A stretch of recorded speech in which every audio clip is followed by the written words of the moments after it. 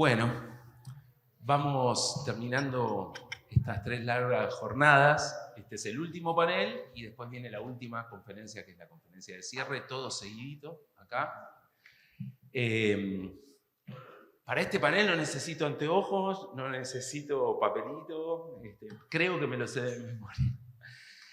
Bien, este panel es un panel que en cierta manera representa mucho para mí y supongo que para mis compañeros y compañeras, porque este es el panel, yo lo decía en chiste, pero tiene algo de verdad, es un panel de festejo nuestro, de autofestejo, y que queremos compartir con ustedes, porque de acá es el origen de esto, ¿sí?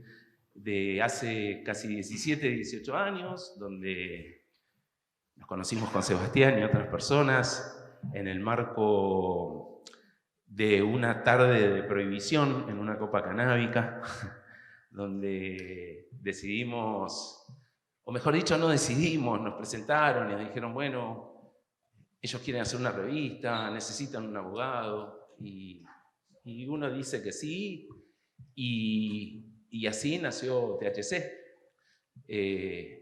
a la que los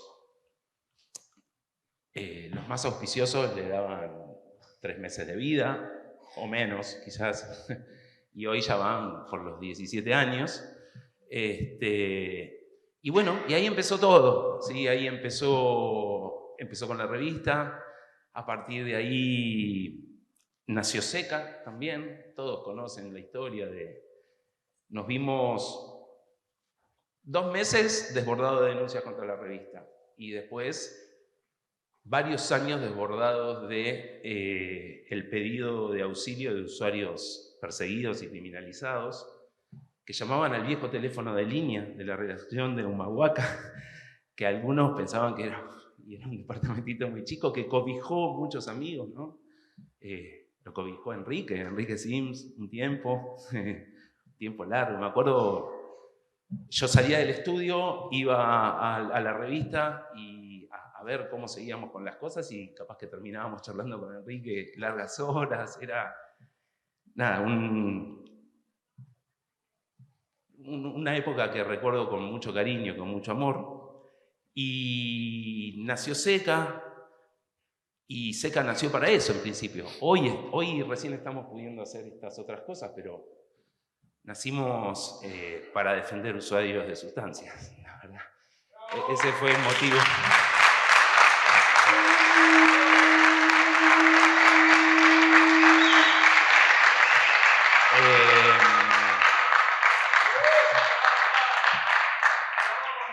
Y después...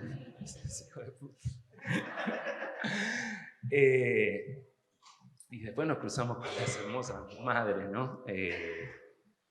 Conocerla a Valeria y que nos abran un mundo nuevo, ¿no? Y que hayamos luchado codo a codo tanto tiempo, aún hoy, y que hayamos generado esta hermandad que tenemos, y que ahora nos trajo acá, abriendo estos nuevos caminos, incorporando nuevos amigos a esta familia, incorporando nuevos saberes, incorporando amplias visiones y diversas visiones, y ahora abriéndonos después de tanto tiempo como en aquel momento fue un desafío, vamos a debatir sobre cannabis, y bueno, ahora vamos a debatir sobre más cosas, ¿sí?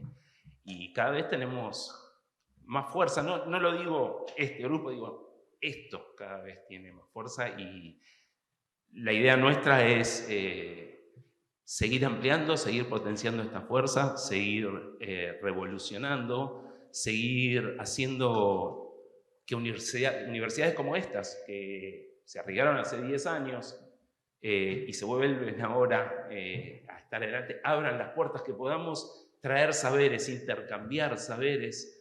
En estos días la verdad fue muy emotivo ver cosas que pasaron, ¿no? Desde los talleres, los temas que se tocaron, pero bueno, tener la ceremonia de la Pacha, tenerlo al Rumi sentado ahí, realmente, nada, muy emocionante. No quiero hacerles perder tiempo, pero bueno, concédanos este espacio para emocionarnos un poquito, para festejar y para agradecerles el que estén, siempre, siempre y en todos los lugares. Sea lejos, haya que levantarse temprano, haya que subirse a un tren, a un colectivo, ir a Quilmes, bueno, gracias, gracias. Y voy a presentar el panel ahora. Espero no equivocarme. Bueno, la compañera y amiga Valeria Salech, presidenta de Mamá Cultiva Argentina. No tengo que decir más nada, ya todos saben quién es.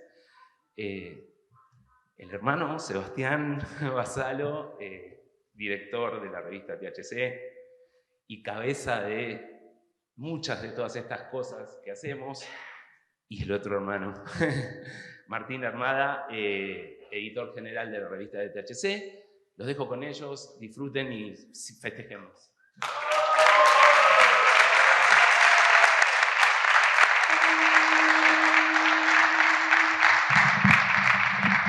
Hola. Hola, hola. Bueno, qué lindo verte feliz, Luis. Buenas tardes a todos y a todas. Gracias de nuevo por estar acá. Son muchas horas. Esto arrancó bien tempranito y ya está por caer el sol y el cansancio se siente.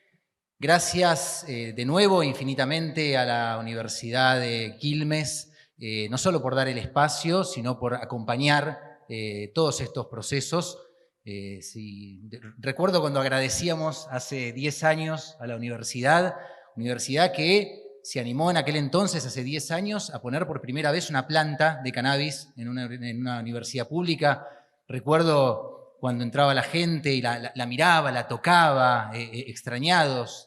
La realidad a veces uno no cuesta entender lo rápido que cambian las cosas, por suerte. Por suerte y por esfuerzo de un montón de personas en tan poco tiempo, pero en aquel entonces era un hecho sorprendente que estuviera acá. Y la universidad no solo propició ese espacio, sino que a lo largo de todos estos años vino acompañando todo este proceso. Y nada, el agradecimiento es infinito porque es un espacio fundamental, la universidad, y sobre todo la universidad pública, para llevar adelante todas estas transformaciones que hoy estamos viviendo. Así que gracias a la universidad, gracias Martín, y en nombre de él a todo el equipo de acá, y obviamente gracias a todo el equipazo que está llevando adelante la organización de este tremendo evento de 3 días.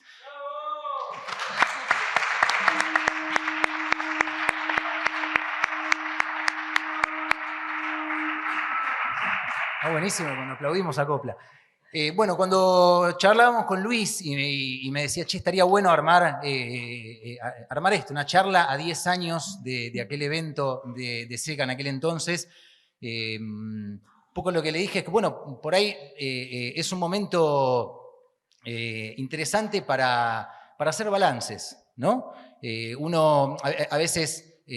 bueno, le voy a pedir disculpas a Martín, que es historiador y sabe más, pero digo, cuando uno hace historia y mira los procesos hacia atrás, es más fácil ordenarlos, periodizarlos. Cuando uno los está protagonizando y los está viviendo, eso es más complejo, pero es un desafío muy interesante porque nos permite reflexionar y fortalecer el camino que hay por delante, ¿bien? No se trata muchas veces de mirar hacia atrás y mirar hacia el presente solo para festejar, que es algo hermoso y lo estamos haciendo, sino que también nos da herramientas muy importantes para poder fortalecer todo el camino que se viene por delante, que sigue siendo largo, porque esto no termina acá.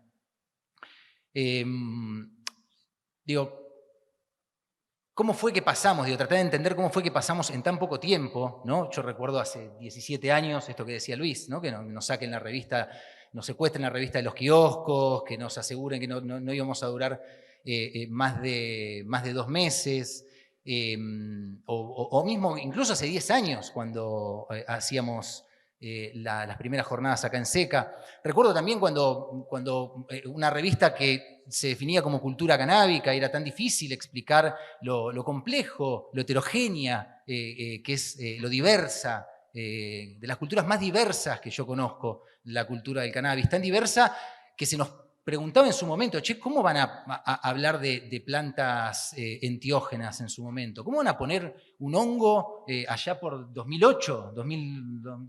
¿Cómo van a poner un hongo en tapa? ¿Cómo van a hacer el primer número de una revista de cannabis poniendo en la tapa al descubridor del LSD? Bueno, creo que con el tiempo estamos entendiendo por qué todo forma parte de lo mismo, ¿bien? Porque el cannabis es una más de tantas plantas maestras y la transformación que produce va de la mano de todas estas plantas. Más allá de la incidencia mayor social de algunas sobre otras, pero forman parte de lo mismo. Y poder ver hoy salas colmadas, viendo cursos sobre cómo cultivar hongos silocibes, escuchando a maestros del Santo Daime, escuchando a científicos de la talla de José Bouso, que es un lujo tenerlo acá, de Enzo Tagliasucchi, investigadoras como Natalia Rebollo. La verdad que poder haber pasado en tan poco tiempo de eso a esto es emocionante y a su vez nos invita a reflexionar sobre todo este proceso en vistas de lo que viene y un poco el objetivo de este conversatorio, porque no esperen de acá discursos, sino una charla más informal de cierre con personas con las que yo particularmente comparto muchas horas de mi vida, las cuales no solo quiero, sino que admiro un montón. Tiene como objetivo tratar de entender un poquito eso, qué fue pasando en todos estos años para que pasemos de tener una de las peores políticas prohibicionistas de Argentina, bien, que en esencia, si uno mira las leyes, sigue igual, porque seguimos teniendo la misma ley de drogas con las mismas prohibiciones. ¿Cómo puede ser que hayamos pasado de eso a haber elaborado en los últimos 3, 4 años políticas de drogas y de cannabis que son un ejemplo a nivel mundial? Yo recuerdo cuando hace 17 años hacíamos la revista, que mirábamos los primeros avances que había en Europa, las primeras legislaciones locales que intentaban hacer un cambio, los primeros fallos que había, las primeras jurisprudencias que se sentaban, ¿no? Ese paraíso progresista que nos hacían creer que solo podía darse en los países desarrollados y nosotros que somos del tercer mundo, ¿cómo vamos a imaginarnos tener una legislación así? Hoy se dio vuelta la tortilla. Hoy nos están mirando de Europa legislaciones que son ejemplares. Hoy en Argentina tenemos un ReproCan que nos permite poder cultivar 9 plantas en nuestra casa con total legalidad, con fines medicinales. Discutíamos, ¿no? Charlábamos con José Carlos Bouso, especialista en cannabis en España, y él decía que no lo podía creer, que era impensable en la Unión Europea que hoy por hoy cualquier país le pueda permitir a alguien poder tener 9 plantas para hacer algo que el Estado reconoce como una medicina. Bien, sería impensado hoy por hoy para la Unión Europea crear la categoría que se creó hoy en el Ministerio de Salud hace un poquito más de un año de preparados fitofármacos para poder contemplar bien este producto que se elabora de cannabis artesanal, que son estos preparados full spectrum, que ha demostrado hasta el cansancio, bien, el padre del cannabis, Mechoulam, que son mucho más efectivos que los preparados aislados, que exige la industria para poder considerar algo como un medicamento, bien, y que por eso nunca el cannabis pudo ingresar como un medicamento y por eso se pelearon durante muchos años en la industria para tratar de registrar los compuestos aislados del cannabis, que lo registraban, intentaban hacer un negocio y después mostraban que tenían límites usados de formas aisladas, bien, y que cuando uno usaba la planta de manera entera, los efectos eran mucho más efectivos. Pero no podíamos legalizar o regular eso porque no había un espacio contemplado para eso. En Estados Unidos intentaron salvar rápido el problema creando la categoría de suplemento dietario y también fueron encontrando un límite. Nosotros nos animamos como Estado en Argentina a crear una nueva categoría, que es la de fitofármaco. Nosotros nos animamos en Argentina a crear bien un registro para que las personas puedan cultivar cannabis en sus casas con fines medicinales. Obviamente, y la historia está plagada de este tipo de fotografías, cuando uno saca una fotografía instantánea, lo que ve son contradicciones, obviamente. Bien, pero son producto las contradicciones de avance. Siempre que uno avanza, se van a volver a plantear escenarios de injusticia que van a motivar que sigamos avanzando, ¿no? Pero que hoy se puedan tener ese tipo de regulaciones, que hoy por hoy podamos llenar bien, el lugar más aristócrata de Argentina, que es la sociedad rural, la podamos llenar de usuarios y usuarias de cannabis, de pymes, de cooperativistas, de asociaciones, podamos disfrutar fumando cannabis en el mismo lugar con olor a bosta, donde se han aplaudido las peores dictaduras de Argentina, es una conquista gigantesca. Es una conquista gigantesca.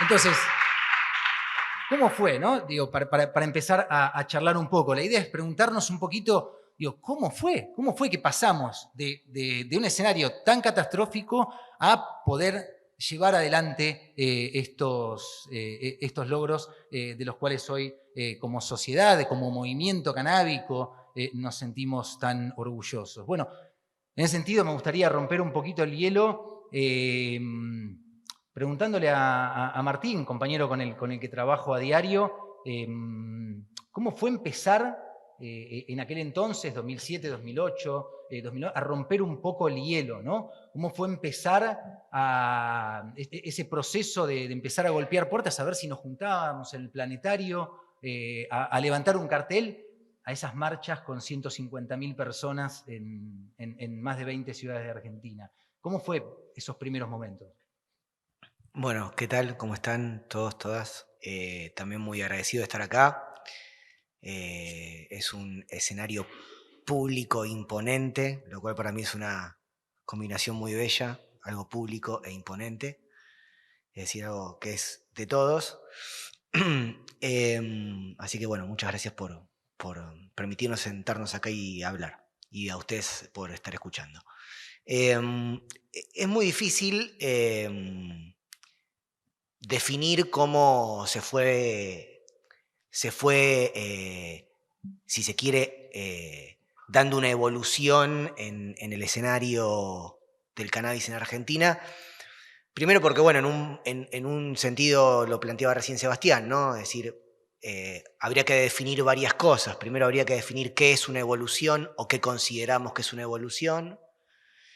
Y segundo, qué es una cultura, ¿no? O qué es la cultura canábica, si se quiere.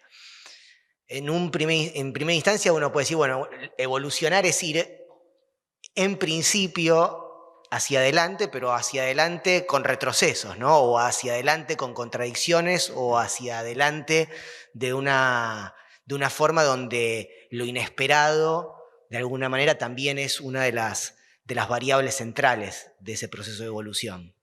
Entonces es muy difícil decir, bueno, cómo evolucionó, de qué manera lo hizo y de qué manera lo está haciendo la cultura canábica. Después, por otra parte, está el problema justamente de qué es la cultura canábica, ¿no? Yo simplemente hago una mirada así general sobre las personas que están aquí reunidas y veo personas muy diferentes entre sí. Entonces, quizás deberíamos hablar de las culturas canábicas, porque no sé si hay una cultura canábica, sino que hay diferentes formas de relacionarse con el cannabis, diferentes rituales, diferentes universos simbólicos que se construyen en torno al cannabis, y por lo tanto la cultura canábica es algo cada vez más complejo porque son cada vez más los y las actoras que forman parte de esa cultura, que básicamente se centra en la relación con una planta de un modo u otro, ¿no? Creo que en lo que a un medio de comunicación respecta, como es el caso de THC, ningún medio de comunicación inventa un fenómeno social. No creo que exista eso, creo que es un poco ingenuo pensarlo, sino que los medios de comunicación lo que de alguna manera intentan hacer, o intentamos hacer, cuando las intenciones son buenas, es tratar de interpretar, ¿sí?, qué es lo que está ocurriendo en la sociedad en la que estamos. En el caso de THC, antes de salir, uno podría decir que si THC pudiese definirse como un perfume, ¿sí?, ese perfume ya estaba flotando en el aire antes de que se imprimiese el número 1 de la revista THC, ¿sí? Estaba en foros, estaba en copas canábicas, estaba en casas de personas que cultivaban solas, estaban en encuentros de amigos y amigas que por ahí compartían, con suerte, una flor, ¿sí? Con suerte un cogollo, mayoritariamente no era el caso, pero bueno, finalmente había algo ahí que se estaba compartiendo. Y además de compartirse una alegría, una serie de lo que podríamos llamar valores en común, se compartía algo central que era la clandestinidad. Una clandestinidad para nada metafórica, sino una clandestinidad real. ¿Por qué? Porque, como todos y todas ustedes saben, hasta el día de hoy existe una ley en Argentina, la ley 23737, que la deben haber escuchado mucho durante estos días y todos la deben haber leído más de una vez, sigue planteando que la mera tenencia de una semilla de cannabis está penalizada, ¿no? Entonces, digamos, cuando nosotros empezamos a intentar darle forma a un medio de comunicación, entendimos que el objetivo central de ese medio de comunicación era hacer visible algo que estaba injustamente condenado al ostracismo y al ocultamiento. Para mí, uno de los actos más simples, pero al mismo tiempo revolucionarios, si se quiere, que pudo aportar THC, no que THC llevó adelante, sino que THC hizo su aporte, fue mostrar un cogollo. Algo tan simple como decir, che, esto es cannabis. No es cannabis lo que compras en un mercado ilegal, lo que te venden en medio de canuto, sino que es una planta súper bella, súper atractiva, súper perfumada. Es un ser vivo que lo puedes cultivar en tu casa y que te puede, además de dar un rico cogollo y una buena experiencia psicoactiva y espiritual, también te pone en contacto con el sol, la lluvia, el frío, la humedad, ¿sí? Cosas tan necesarias en una sociedad capitalista que uno de sus principales logros siniestros fue separarnos de la naturaleza, justamente. Entonces, la evolución no la puedo definir de ningún modo. Creo que Seba hizo un primer paneo sobre aspectos legales que indiscutiblemente entendemos, al menos los que estamos en esta mesa, entiendo yo, como conquistas, pese a lo parciales que son todas las conquistas, ¿no? Es decir, no hay una conquista definitiva, no es que un día vamos a abrir una puerta y vamos a estar en el lugar en el que queríamos estar. Eso no pasa nunca, ni en la vida de cada uno de nosotros. Cuando deseamos algo, eso pasa, ¿no? ¿Cómo nos va a pasar como sociedad? ¿No? Es mucho más difícil aún. Entonces creo que, en principio, estamos en un escenario que, si uno mira la última década, es un escenario donde han ocurrido cosas concretas, se han efectivizado cambios concretos, principalmente vinculados a el cannabis medicinal, pero que al mismo tiempo eso generó un marco nuevo de discusión. Recién hace 10 minutos, 15, 20, ya no me acuerdo cuánto, hablábamos con Vale, que ahora le voy a ceder la palabra porque estoy hablando demasiado. Decíamos es que, bueno, cuando, por ejemplo, Mamá Cultiva protagoniza la gesta, yo me permito llamarla así, de la ley de cannabis medicinal, pese a todas las restricciones que tuvo esa primera reglamentación, que era, no incluía el autocultivo, no concebía que el cannabis pudiese ser usado para otra cosa que no fuese para epilepsia refractaria. Más allá de todas esas limitaciones, lo que ocurrió es que el cannabis pasó de la calle al palacio. Se sentó en la mesa de las instituciones y el Estado argentino tuvo que reconocer que el cannabis es una planta que no solo no mata, no solo no produce adictos a sustancias o a drogas duras, sino que es una planta con probados usos medicinales. Eso creo que es una conquista enorme porque en esencia es un cambio paradigmático. Y todo cambio paradigmático lo que genera es un escenario completamente nuevo que permite que hoy estemos todas y todos aquí, no solamente escuchando esto, sino todo lo otro que se escuchó, porque me parece que el cannabis y la discusión sobre el cannabis abrió la puerta para que discutamos no solo sustancias psicoactivas y los derechos, ¿sí?, de los usuarios y las usuarias a el uso de cualquier tipo que se hace de esas sustancias psicoactivas, sino que también me parece que es una celebración democrática de la disidencia, porque en definitiva creo que los estados de conciencia a la que nos conducen no solo el cannabis y el hecho de cultivarlo, y no solo otras sustancias de origen vegetal, es en definitiva un ejercicio de disidencia. Es no estar de acuerdo con ciertas cosas, querer detenernos un poco, querer pensar más, querer ver algo que no nos están dejando ver o que nosotros mismos no nos permitimos ver. Entonces, me parece que en esencia lo que está bueno celebrar es que hemos conquistado cosas en estos 10 años, indudablemente, y tenemos todos quienes estamos aquí el hermoso compromiso de seguir manteniéndonos en estado de feliz disidencia. Me parece que eso es muy importante. No sé si respondí, pero bueno, hasta ahí.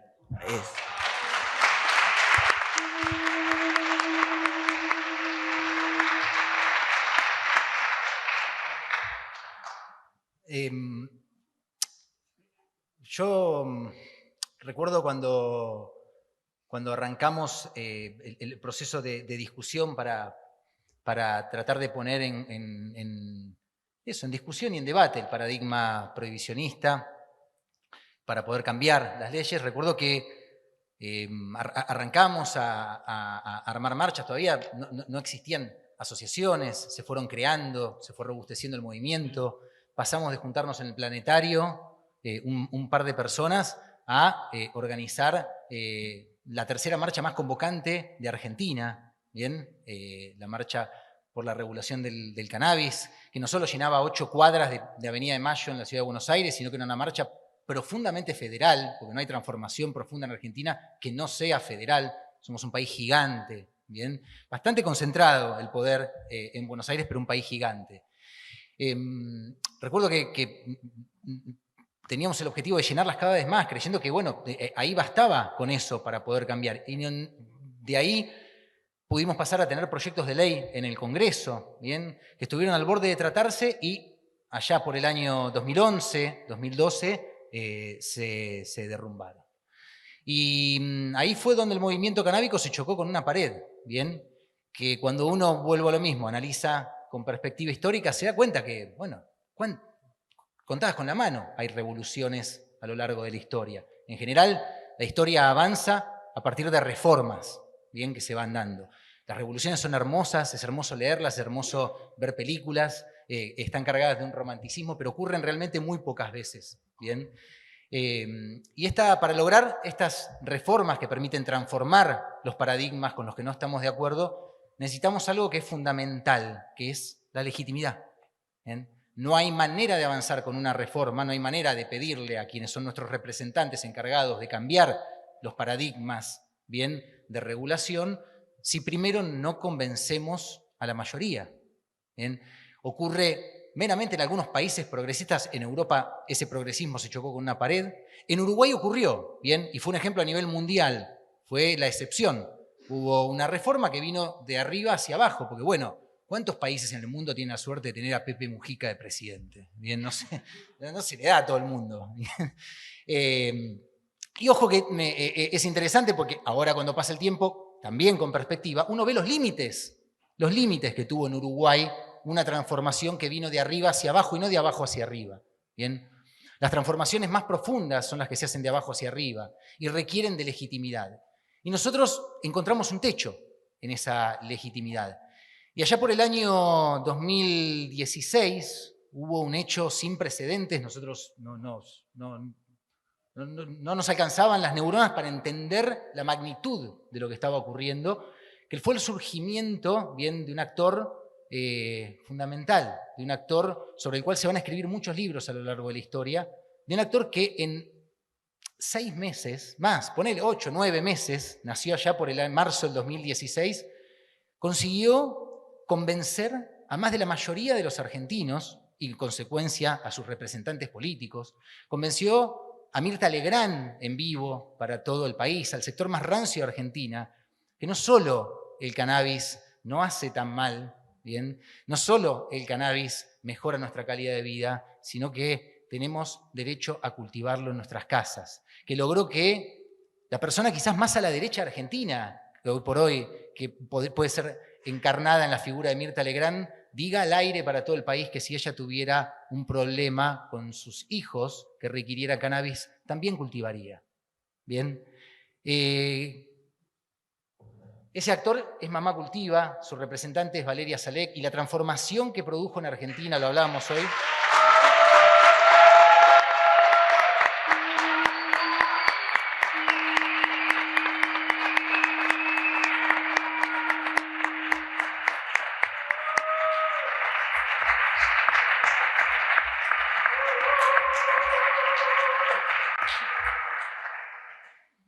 Ese actor es una actriz. Es una actriz. Gracias.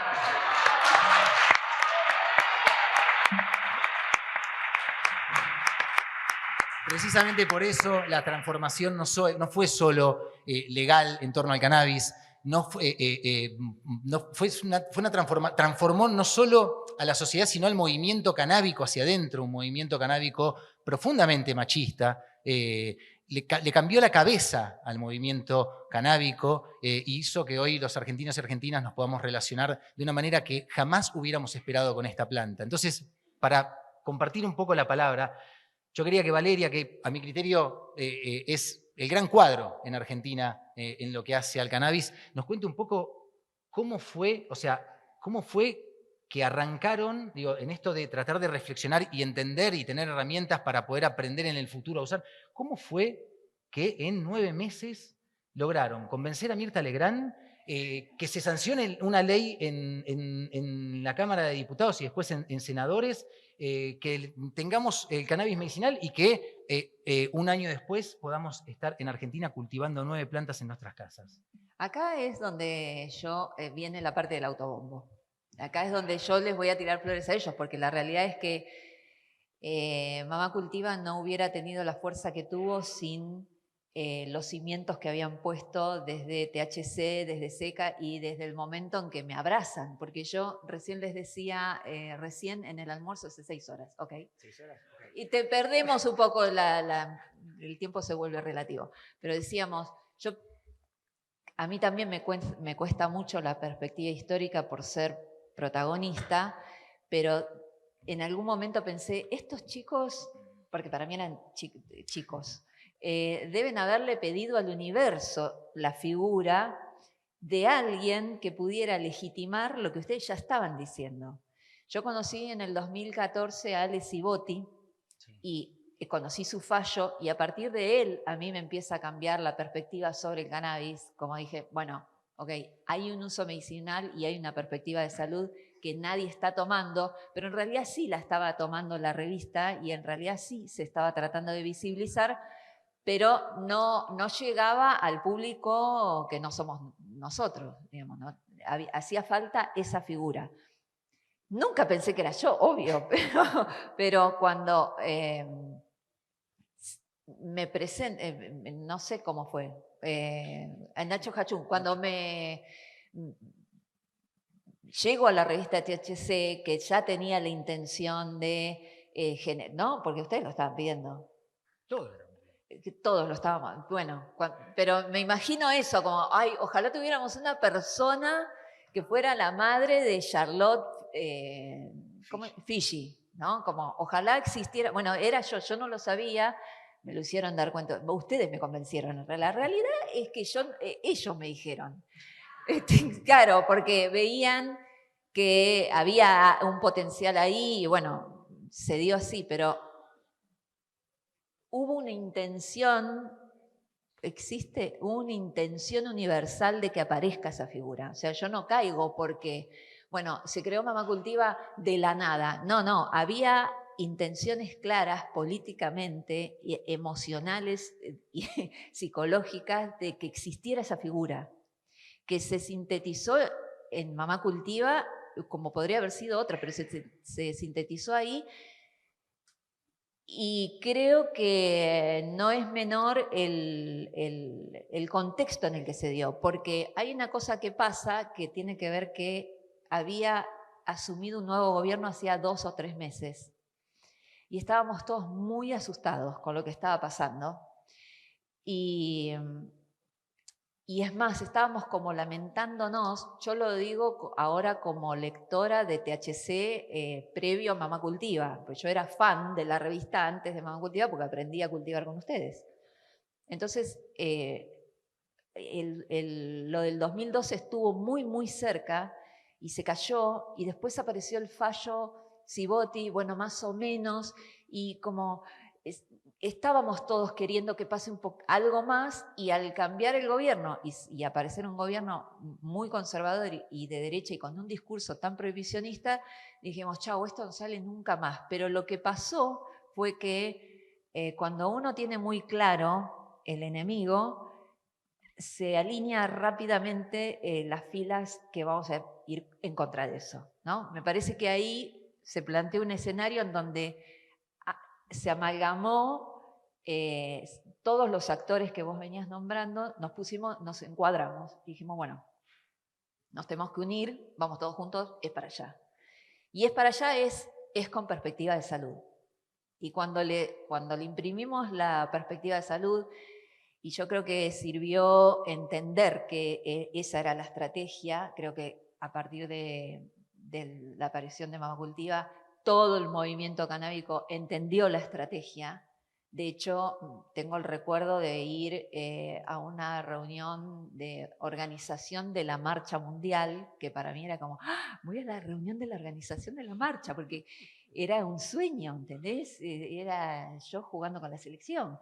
Y planteamos la necesidad con gente de la revista y nosotras que nos dejen encabezar la marcha. Y era toda una lucha ver, y yo iba re nerviosa porque tenía miedo que me dijeran que no, porque bueno, las organizaciones canábicas tienen muchos años y yo era una recién llegada a la política, pero cultivadora y usuaria del cannabis y lectora de la revista, pero un actor político nuevo, y tenía mucho miedo de que nos dijeran que ni en pedo porque no teníamos ninguna agrupación. Y hubo mucha madurez del movimiento en entender la estrategia y decir, sí, nos corremos 20 metros para atrás y que vayan las madres adelante y dígannos qué necesitan, que vamos a poner a disposición lo que ustedes necesiten. Nosotros dijimos, bueno, tenemos sillas de bebés, sillas de ruedas, necesitamos un corral, listo, cuenten con eso. Y fue como, y esa fue la etapa de Clarín, ¿no? Y ahí también traigo el rol de los medios del que hablabas vos, porque nunca tuvimos medios aliados más que la revista THC, pero sí teníamos trabajadores en los medios aliados que trabajaban para que sus jefes de redacción los dejaran meter la notita, ¿no? Como Anabel, no me acuerdo el apellido, de Telefe, que hay que hacer esta nota y sus jefes le decían que no, que marihuana no, pero son madres y están luchando por los hijos, y como que ella vendía dentro del canal el poder meter 5 minutos de nota para que nosotras pudiéramos contar. Y lo mismo pasó con Fero Soriano en Clarín, que en ese momento estaba en Clarín, y lo mismo, ¿no? Como en diferentes lugares íbamos haciendo agujeritos, son como agujeritos, y cada uno hacía un agujerito que podía, algunos más grandes, otros más chicos, pero en definitiva era un agujerito que en algún momento por ahí un poquito de agua iba a pasar. Entonces, desde los medios, desde las universidades, porque nosotras llevábamos en bolsas de residuo negras flores a analizar y nadie tenía que saber, era como no cuenten esto, vamos a usar las máquinas de la uni para hacer esto. Teníamos aliados en todas partes, clandestinos, sí, porque Pero era cómodo igual lo clandestino, ¿no? Era como un poco divertido, porque teníamos que movernos en la clandestinidad, pero sabíamos que contábamos con esos aliados. Y sabíamos que una vez hecho en el dique la suficiente cantidad de agujeros, iba a hacerse un bodoque grande que pasara para el otro lado. Y vos decías, y que a mí me pasó en Brasil, demostrar hace meses nada más, mi Argentina, ¿no? Y mostrarles el ReproCan. Digo, sí, esto es de, ¿ves? Ministerio de Salud, me entras acá, te metes en mi salud, ves que dice mi salud, acá tengo el registro de manejar, acá tengo el DNI, y acá entras acá y está el ReproCan, y no lo podían creer, y no lo podían creer, y yo a veces tampoco lo puedo creer, te digo la verdad.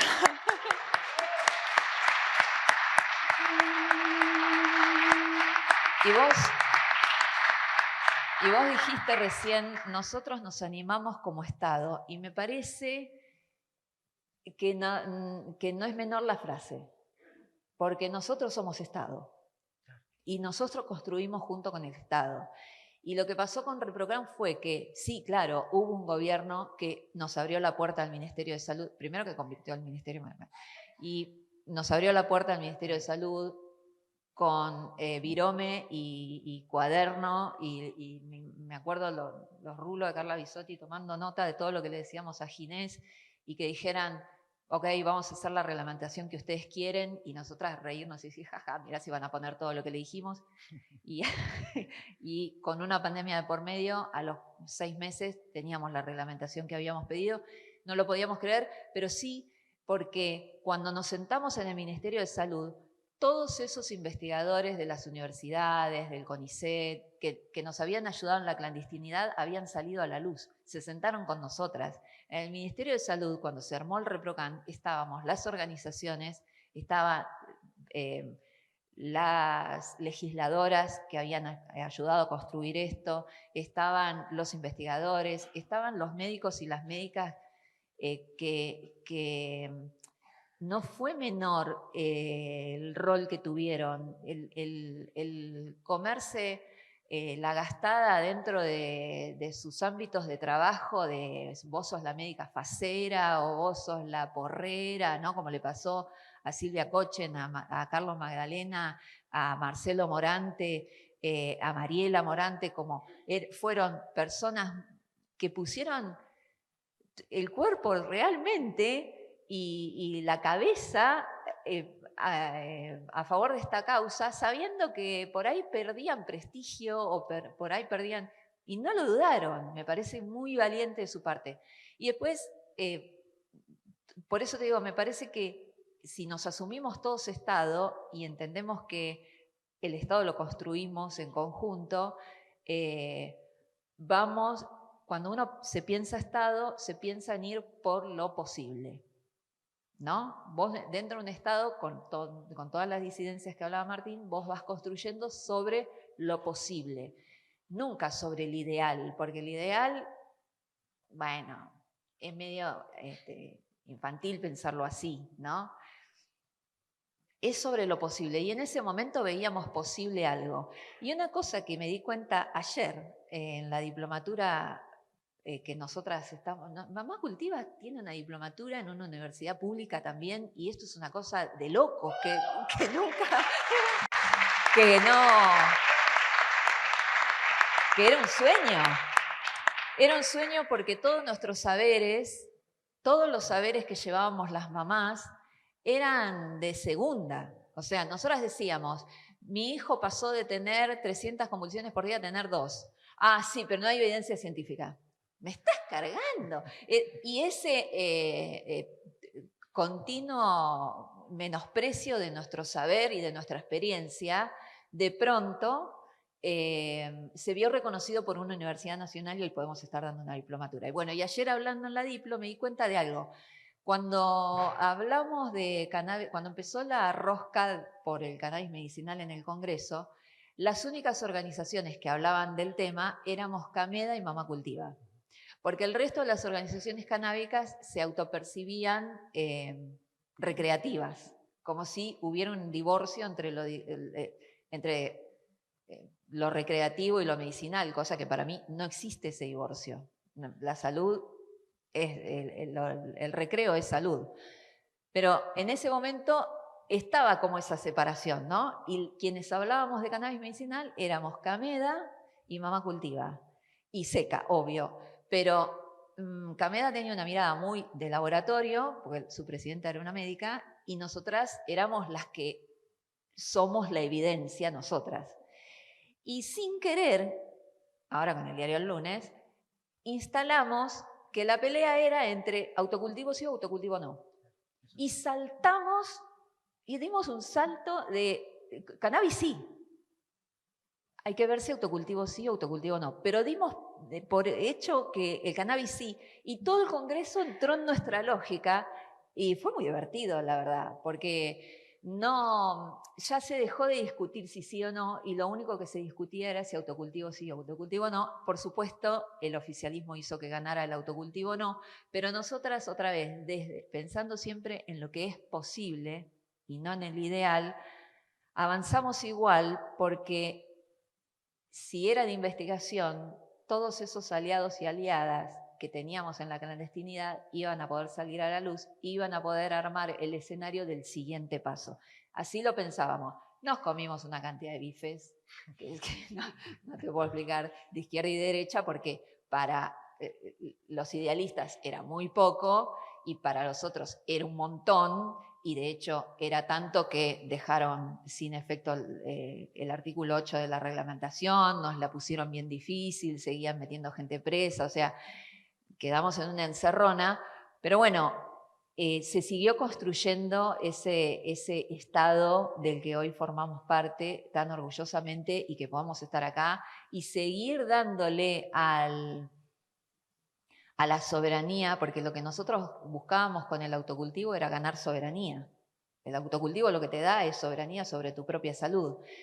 Y además es un reconocimiento a saberes ancestrales que nosotras a su vez heredamos de otras compañeras, ¿no? Y de otras, y es un reconocimiento a esa resistencia y esa construcción de saber popular. Entonces me parece que poder hablar de otras plantas viene concatenado con esa soberanía que supimos construir y que vamos a defender y que ahora sabemos que es lo que hay que defender, la bandera a defender, ¿no? La soberanía sobre nuestra salud y sobre nuestras decisiones y sobre nuestros tratamientos, y es otra manera de entender la medicina y es otra manera también de hacer comunidad, porque encima las plantas nos obligan a compartir cosas todo el tiempo, todas las plantas. Recién hablábamos de hongos, sí, yo tengo una que te puede compartir, ya empezamos, ya estamos de vuelta en esa y no termina nunca, y es hermoso porque a su vez te mejora como persona, te hace solidaria, es genial, y es un tipo de construcción que es bastante feminista, si me dejas decir.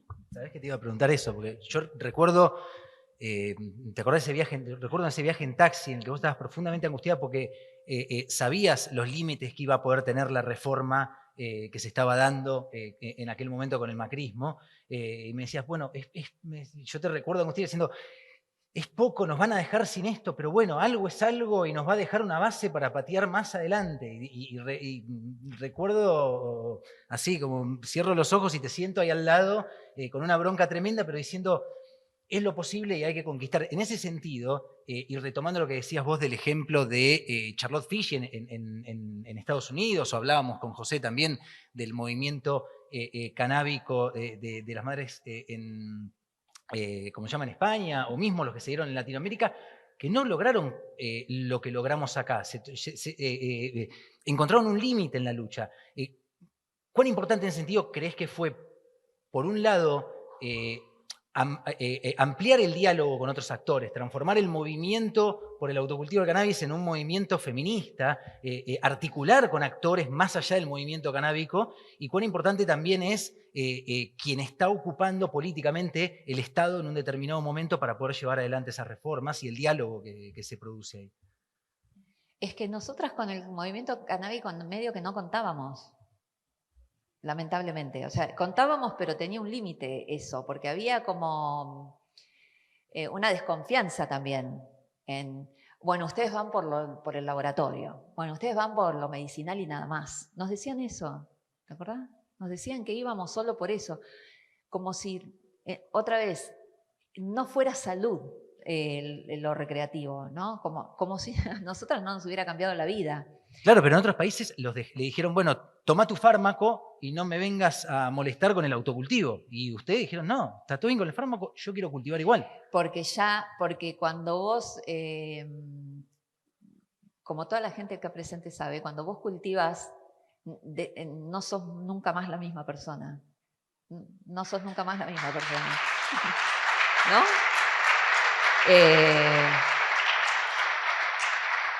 Tenés necesidad de compartir. Y además somos una sociedad, mal que les pese a algunos, muy politizada. Entonces, claro, creo que se entendió que nuestra lucha era más allá de faso sí o no. Era autodeterminación como paciente, nacimos al calor de Ni Una Menos, que en ese momento estaba diciendo mi cuerpo, mi decisión, que estaba diciendo respeten lo que nosotras decidimos, y ellas nos abrazaron rápidamente. En ese mismo 2016 conocimos a las compañeras de Ni Una Menos, que muy rápidamente nos abrazaron, y me acuerdo que en octubre del 2016 fue el Encuentro Nacional de Mujeres en Rosario, y era el primer encuentro que compañeras militantes canábicas de hace mucho tiempo habían logrado insertar una mesa de cannabis en los talleres que se hacen en los encuentros.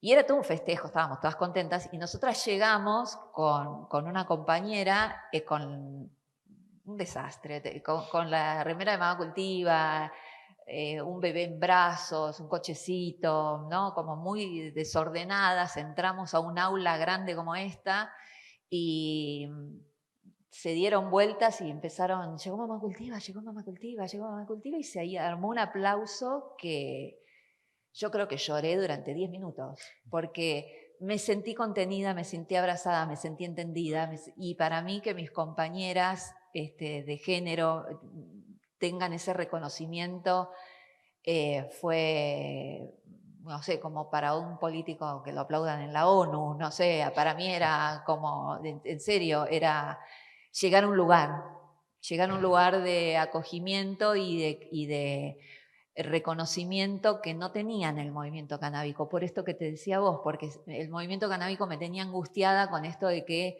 van solo por eso, y que no había cosa que yo pudiera hacer para convencerlos de que no era así, ¿entendés? Y a partir de ahí, hablar con las militantes de Parto Respetado, que también tienen una lógica muy similar, en donde uno busca que se respete el derecho a parir de determinada manera, de que el cuerpo es propiedad de una, y el descubrimiento también permanente de otras madres, o sea, muchas mujeres que llegaban por necesidad de sus hijos y que terminaban consumiendo cannabis porque sí, porque tenían miedo. Ay, antes, no sé, me da miedo. Bueno, mira, ¿tenés miedo de darle a tu hijo? Tómatelo vos, le decíamos nosotras.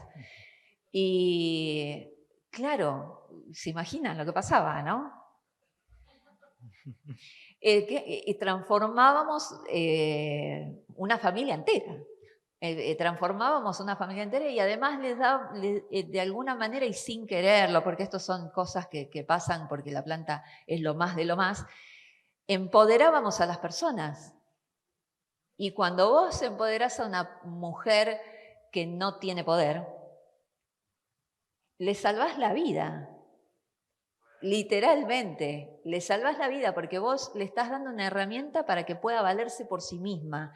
Y nosotras emprendedoras que hoy están vendiendo sus pomaditas, que hoy están haciendo sus cultivos, que hoy se lanzaron a un mercado clandestino todavía, pero que en algún momento, hoy a las 12 de la noche, va a pasar a la legalidad. Me parece que es un montón, y que como que nos empujó, y fue otro agujero, bastante más grande, que hizo que pasáramos para el otro lado. Y desde ese encuentro en 2016 hasta hoy fuimos a todos los encuentros de mujeres, siempre somos muy bienvenidas y siempre participamos de todas las mesas donde se habla de esto, ¿no? Del derecho que tenemos nosotras a manejar nuestra salud y de las personas que queremos y a que se reconozcan nuestro conocimiento y ahora nos agarra una fiebre del conocimiento y nos seguimos formando y acá vine con varias compañeras que estuvieron los 3 días aprendiendo a cultivar hongos. No sé, chicos, en qué termina esto. Mamá cultiva hongos, se viene en cualquier momento.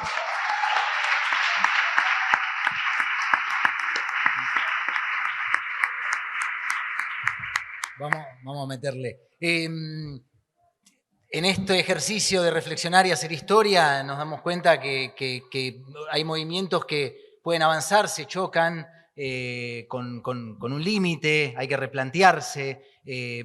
Vale, contó de manera maravillosa cómo la perspectiva de salud, con un fuerte enfoque feminista y con un Estado que escucha y que te hace partícipe, y esto es fundamental, posibilitó abrir la puerta de la salud y tener una ley de cannabis medicinal con autocultivo y fitofármacos. Pero no bastó eso y luego de esa conquista se pasó a poner sobre la mesa otra discusión, que es que el cannabis es una planta tan maravillosa que no solo te da salud, no solo te da buenos momentos, sino te da laburo, te da trabajo, ¿no? Y en ese sentido quería preguntarte, Martín, ¿cómo fue que se planteó en su momento? Acá hay actores de los más diversos, me he cruzado con la gente de Proyecto Cáñamo que estaba dando vueltas por acá. ¿Cómo fue en este proceso de ampliar, de articular con otros actores, plantear hace muy poco la perspectiva del laburo? Decir, sí, queremos trabajar, no es tan mal ganar plata con esta planta. Bien, queremos trabajar porque hay saberes que se vienen dando en la clandestinidad que posibilitan que hoy muchas personas puedan trabajar en torno a los enormes beneficios que produce esta planta. Hay un derecho al trabajo, no solo a la salud. ¿Cómo fue plantear esa discusión y cómo fue el derrotero hasta tener una ley? Hoy tenemos una ley de cannabis industrial. O sea, hay una ley de salud y también una ley de cannabis industrial. ¿Cómo fue en poco tiempo que se pueda plantear y entender que además de salud, el cannabis puede generar trabajo y que hoy se esté regulando eso y estemos discutiendo la participación que tiene cada actor en esa torta para que no quede en manos de pocos? En principio creo que se dio, es algo que se dio relativamente en paralelo a la discusión medicinal, quizás con otra intensidad, porque obviamente siempre que se habla de dinero, ¿sí? Porque en definitiva uno trabaja para obtener algo que es o un salario o un sustento, etc., hay como ciertos resquemores éticos o morales. Entonces se dio a otra intensidad. Pero después con evidencias muy concretas, es decir, Argentina es furgón de cola en muchos aspectos, no porque nos merezcamos serlo, sino porque bueno, hay un montón de factores que hacen que eso ocurra, resistencias que hacen que eso ocurra, y en lo que a industria del cannabis respecta, obviamente hay países que han desarrollado una industria en torno al cannabis. En concreto, estamos hablando de... hay ejemplos ya en la región, principalmente el ejemplo de Colombia, que es una situación bastante compleja y podríamos decir de la que deberíamos aprender un montón para no cometer ciertos errores que han cometido en Colombia.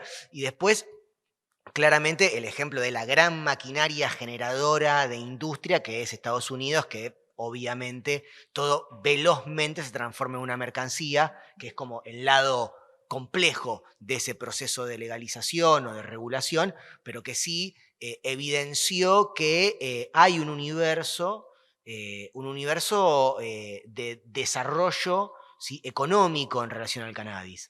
Lo que ocurrió relativamente hace poco es que cuando creo que era Matías Culfas el ministro de Producción, un equipo dentro del Ministerio de Producción se tomó el trabajo de decir, che, si agarramos una calculadora y hacemos unos números y vemos qué onda.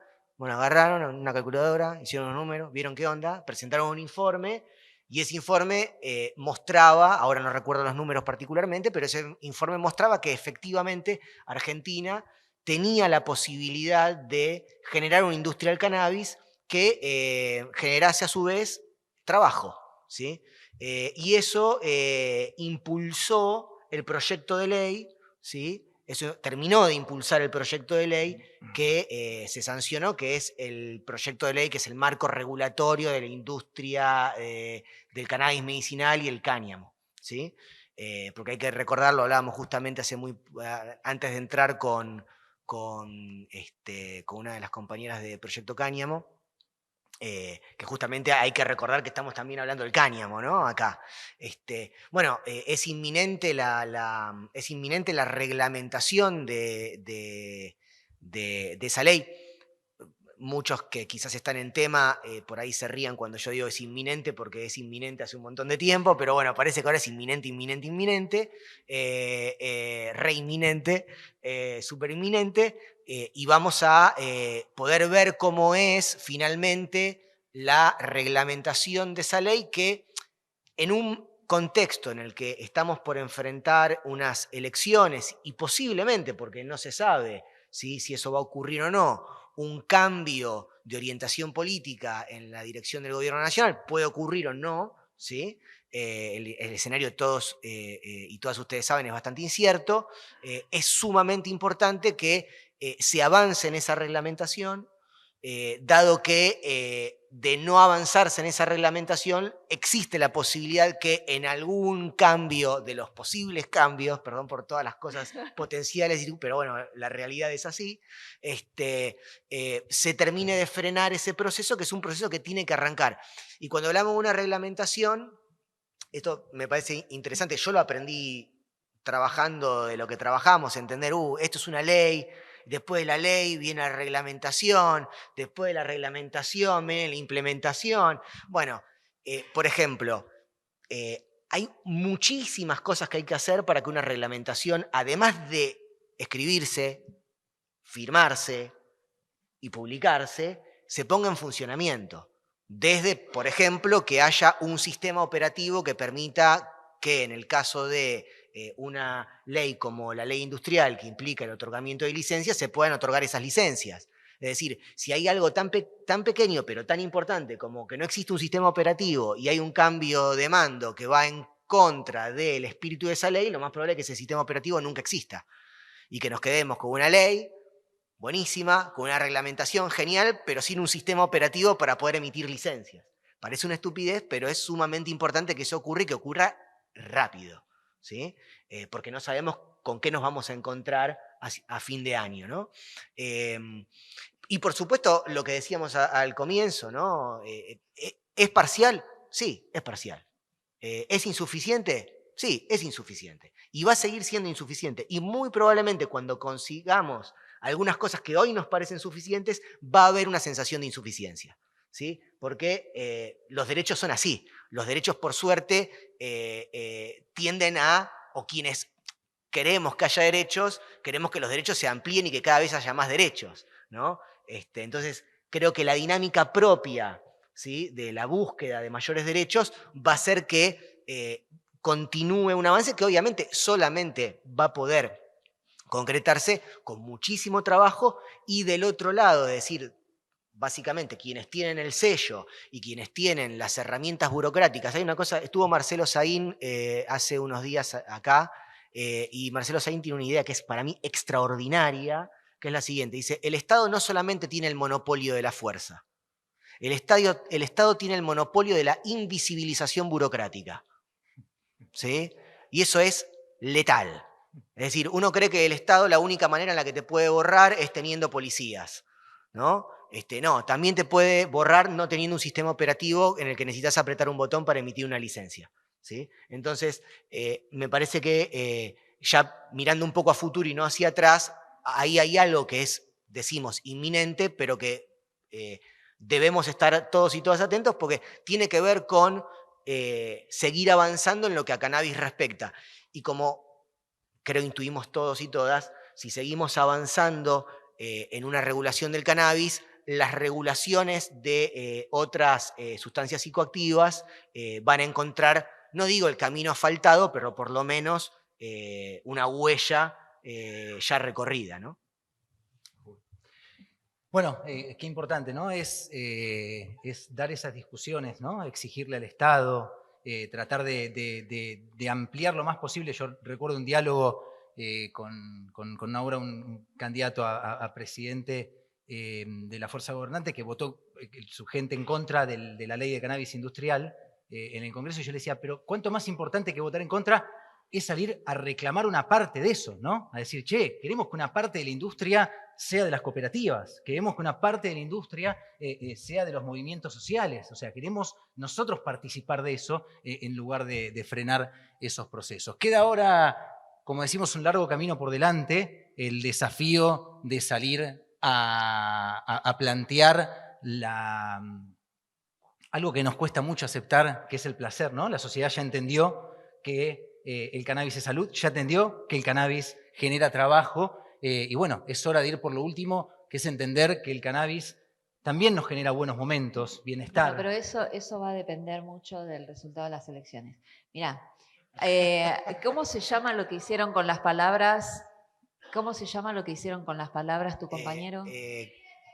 Minería de textos. Minería de textos. ¿Estuvieron? Dicen por allí.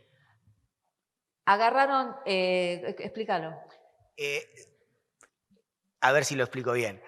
Creo, si no me equivoco, que tomaron 15 años o 16 años de editoriales de THC y realizaron con eso una minería de palabras y trataron de encontrar cuáles eran las palabras o los conceptos más recurrentes, ¿sí?, que surgían en las editoriales de la revista THC. Y creo que, no sé a dónde vas, Vale, no te quiero... No, pero apareció, por ejemplo, en 2016 salud, en 2017 personas, en vez de consumidores o pacientes, personas. Bueno, y en los últimos 3 años se repitió la palabra trabajo. Sí. Bueno, apuntemos a que en el 2024 sea placer, pero tengamos en cuenta que por ahí se repite lucha, ¿no?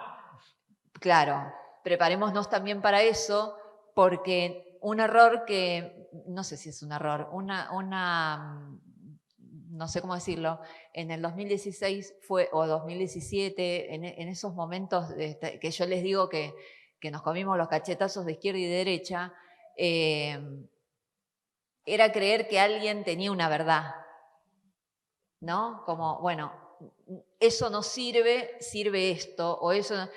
Y la verdad es que estos agujeritos de los que yo le hablaba, es como, todos teníamos un rol y no nos estábamos dando cuenta. Todos teníamos un rol y me parece que ahora que se multiplicaron la cantidad de organizaciones y se siguen multiplicando, que entienden que el uso recreativo y el uso para la salud es lo mismo y que incorporan profesionales de la salud en sus equipos y que hay más medios canábicos de los que había cuando ustedes nacieron y se multiplican también. Bueno, todos nosotros y nosotras tenemos un rol que nos toca y del que nos tenemos que hacer cargo también, para que esa palabra para que realmente placer sea la palabra que podamos instalar en el 2024. Pero no depende, está bien que yo digo, depende del gobierno que esté, también depende de que nosotros nos propongamos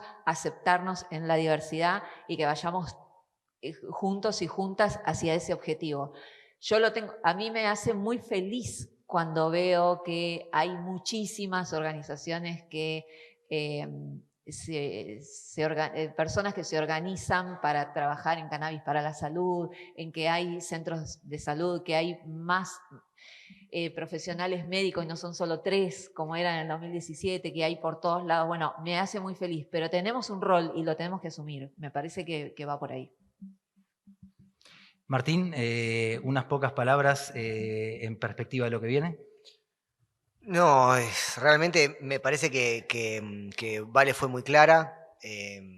Siempre hay que prestar mucha atención a estos procesos. son procesos en los que uno de pronto cree que está todo dado y que hay una inercia positiva y realmente no existe eso en ningún lugar, no solamente en Argentina, digamos, no. Las cosas para que ocurran hay que empujarlas, no ocurren por sí solas. No hay que olvidarse que todos y todas quienes estamos aquí somos sujetos, además de ser individuos, somos sujetos históricos, formamos parte de la historia, hacemos la historia. Esto, de alguna manera, estos días aquí implican hacer historia, ¿sí? Entonces, me parece que hay que asumir ese rol. Hay que asumir que haber estado acá, que estar sentados hoy acá, que haber venido durante 3 días, que lo que hizo la Universidad de Quilmes, que lo que hizo SECA, y que lo que hizo cada una de las personas que vino y que expuso, ¿sí? Y que asistió, fue de alguna manera una toma de posición histórica. Y me parece que en definitiva hay que entender ese rol y hay que estar prestando mucha atención a lo que viene en el futuro más inmediato. Gracias, gracias. Gracias.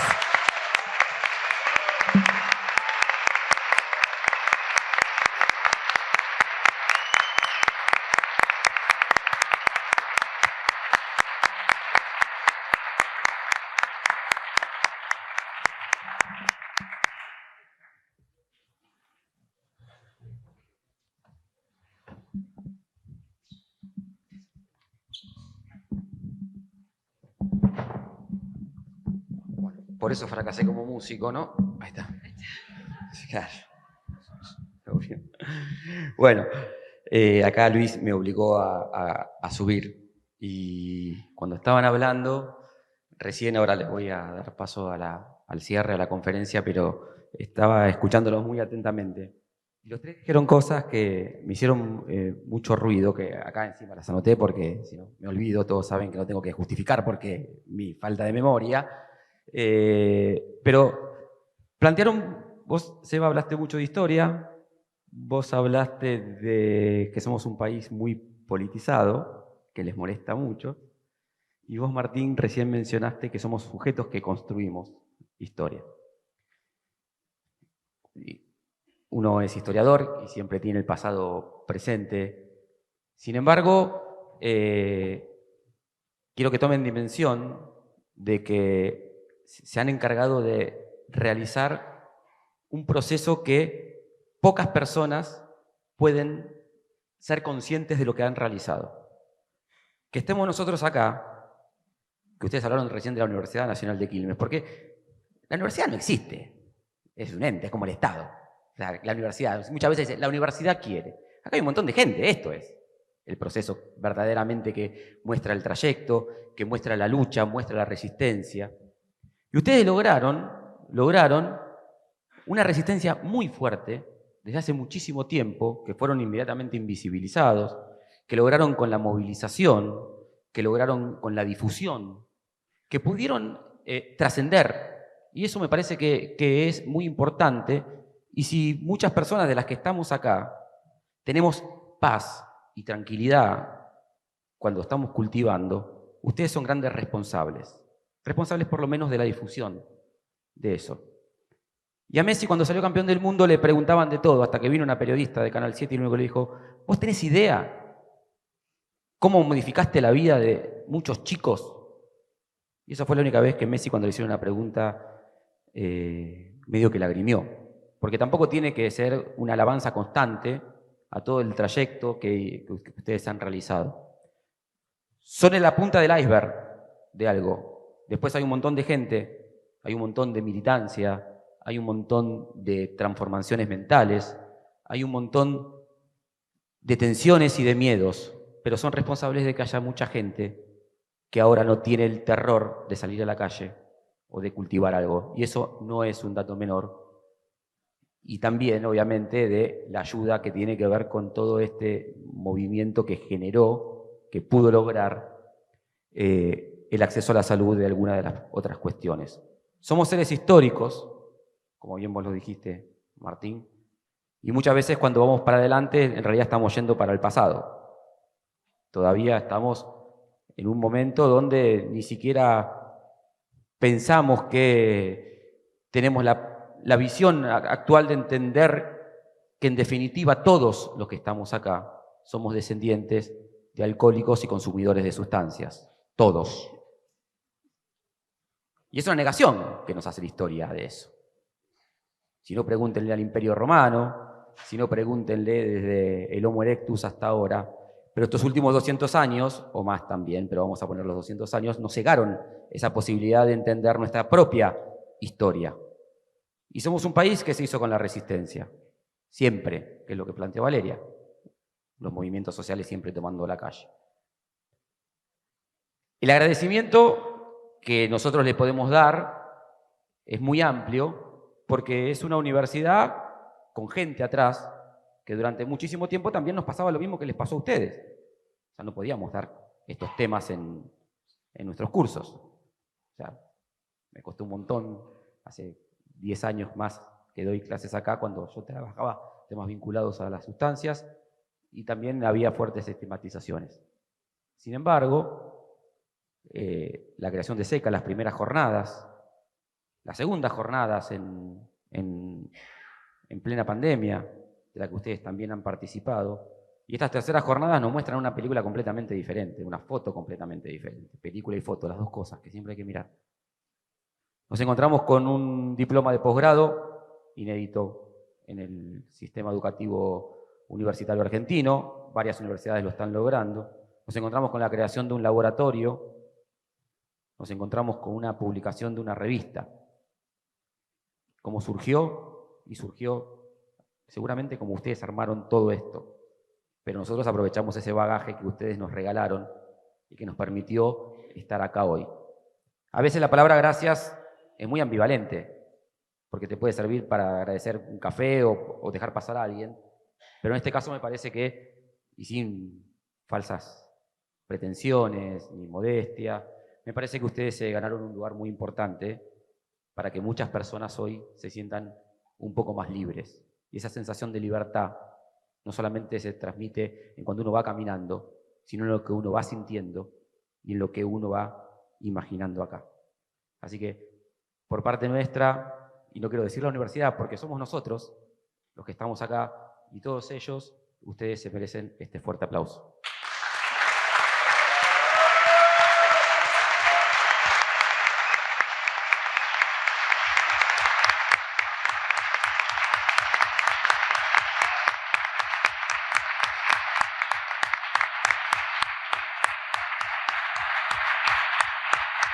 No tienen idea la cantidad de trabajo que hubo atrás de estas jornadas. No se pueden imaginar. Ya lo dijimos en la apertura, lo que fue el apoyo institucional del rectorado, del departamento. Nos abrieron absolutamente todas las puertas, todas. En la apertura dije que esto iba a ser lo más parecido a Disney. Y efectivamente fue Disney Drugs, le podríamos decir. Recién una chica, estábamos en una mesa, y dice, ¡ay, no sé a cuál ir! Le parecía como que estaba entre una montaña rusa y ¿no? el parque acuático. No suele suceder en las jornadas.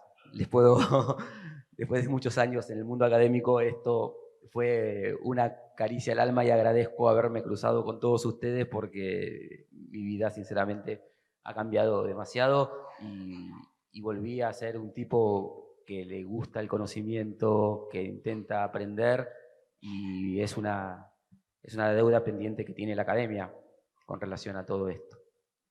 Así que no quiero dejar de agradecer, obviamente, a Luis.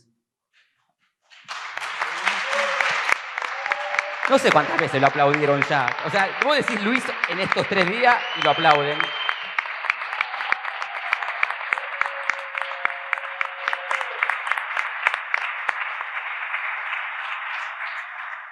Obviamente a una persona que ahora va a dar una conferencia también, a Isbelio, sin lugar a dudas. Por favor, el trabajo que hizo Isbelio Godoy en esto no tienen idea. Se encargó de la muestra de arte y todo lo demás. Lo mismo que también, ya sé que la van a aplaudir, como siempre, solamente voy a decir Celeste, ya saben a quién me estoy refiriendo.